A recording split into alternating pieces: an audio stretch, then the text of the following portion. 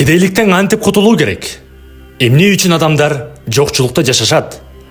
Кантип турмуштун түбүнө түшүп кетпөө керек? Жана кантип байлыктын сызыгына өтсө болот?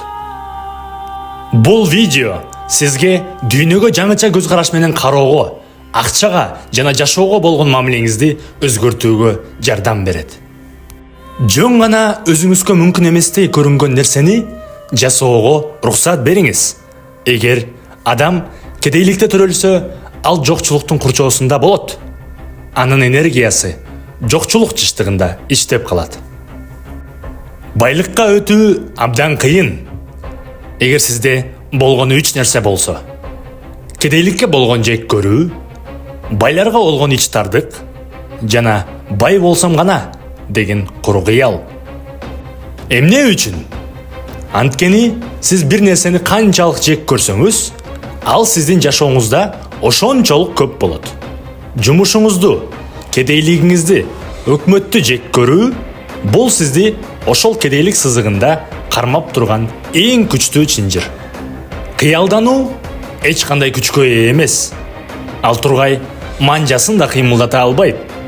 Муну ниет гана жасайт. Ниет бул аракет кылууга болгон чечкиндүүлүк жана мен буга татыктуумун деген ишеним.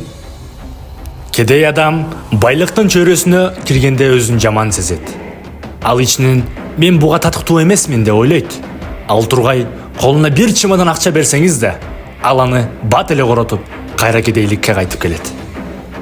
Кедейликке өтүү акырындан башталат.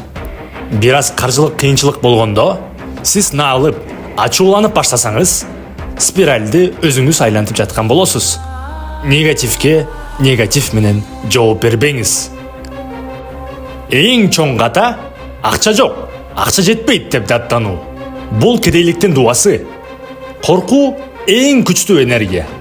Акча жоготуудан корксоңуз, андан да көп жоготосуз. Ар бир адам кайсы сызыкта, кайсы жолдо жашоону өзү тандайт. Дүйнө бул күзгү. Сиз ага ачуулансаңыз, ал да сизге ачууланат. Сиз күрөштү токтотуп, мүмкүнчүлүккө басым жасасаңыз, дүйнө сизге кучагын ачат. Өзүңдү байлыкка жана ийгиликке татыктуумун деп эсепте. Бүгүн башта. Эгерде сизге ийгиликтүү болом деген адамдардын чөйрөсү керек болсо, биздин Telegram каналга өтүңүз. Биз чогуу өсөбүз.